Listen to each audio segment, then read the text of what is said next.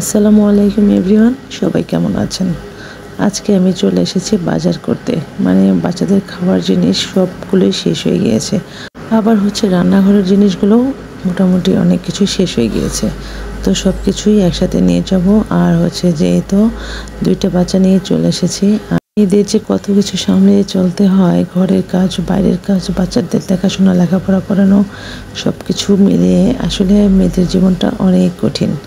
তারপর আমি বাসায় এসে ঝটপট গরুর মাংস আর ভুনা খিচুড়ি রান্না করে ফেলেছি।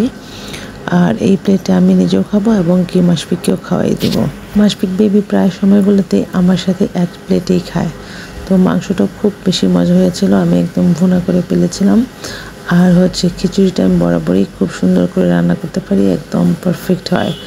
তো এই তো মা ছেলে মিলে খাচ্ছি। আর মেরাজের বাবাও চলে এসেছে এখন বাসায়, তো সেও খেতে বসে পড়েছে।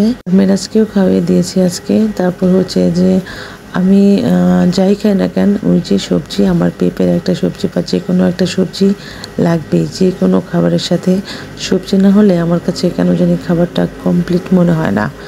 সব কিছুর সাথে আমি সবজিটা রাখি, মাস্ট, প্রত্যেক দিন আমি রাখি। আজকে আমি পেঁপে দিয়ে মসুরের ডাল দিয়ে পাতলা একটা সবজির ঝোল করেছিলাম। আর এখানে মেরাজের বাবা আসার সময় মাছ নিয়ে এসেছে। তো এগুলো নদীর মাছ, মাছগুলো এত ভালো ছিল। আর আমি এখানে সুন্দর করে মাছগুলোকে ঢেলে নিয়েছি, খালাকে ফোন দিয়েছি, সে এসে সব মাছ কাটবে। আর এত বৃষ্টি হচ্ছে, বৃষ্টিতে আমার মনে নামই নেই, এরকম একটা অবস্থা। আর বাবুর বাবা আসার সময় আমাদের গ্রামের বাড়িতেও গিয়েছিল, তো সেখান থেকে কিছু জিনিস নিয়ে এসেছে।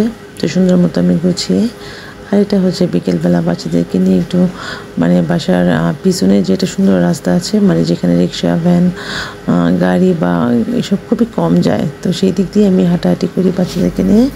আজকে পর্যন্ত, আল্লাহ হাফিজ।